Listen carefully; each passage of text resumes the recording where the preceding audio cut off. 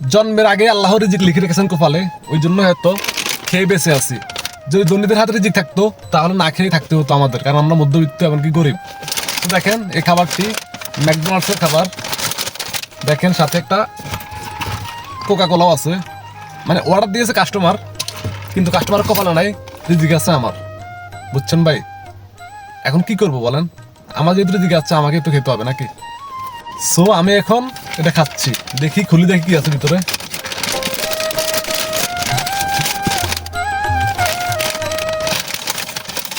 দেখেন ভাই, হাতে দেখে এই যে একটা ফ্রেঞ্চ ফ্রাই পুরা ভরপুর,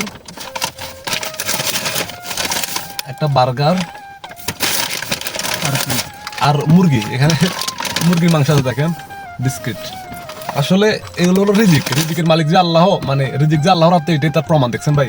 না হলে অর্ডার দিছে সৌদি, সে খাবে তার লোকেশন, মানে সে যে লোকেশন থেকে অর্ডার দিছে, এখন আমি গিয়ে দেখি সেই লোকেশনে সে নাই, সে আমাকে নতুন লোকেশন দিছে প্রায় 8 কিলোমিটার দূরে। তো আমি কি বোকা ভাই? আমি 8 কিলোমিটার দূরে যদি যাই তাহলে এখন আমার একটা, মানে আমার কোম্পানি থেকে আমার একটা মামলা দিবে, সে মামলার 100 রিয়াল হতে পারে, সে আমাকে বলছে 10 রিয়াল দিবে, কিন্তু 10 রিয়াল আমার পোষাবে না ভাই। ওই জন্য এখন আমি এটা খাচ্ছি। আর তাছাড়া সবচাইতে বড় কথা কি জানেন? আসলে মন থেকে কিছু চাইলে আল্লাহ তাআলা কবুল করে নেয়, খোদার কসম।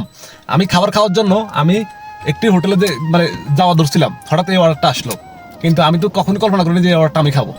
আল্লাহ তাআলার উপর থেকে রিজিকের ব্যবস্থা করেছেন, ওই জন্য এই অর্ডারটা এখন আমার বাগে এসে পড়ছে। তো আপনারা কমেন্ট করে জানাবেন যে অর্ডারটা যদি আমি এখন খেয়ে ফেলি না গিয়ে, তাহলে কি আমার অপরাধ হবে, আমার কি গুনাহ হবে? একটু বলবেন আপনারা, হ্যাঁ?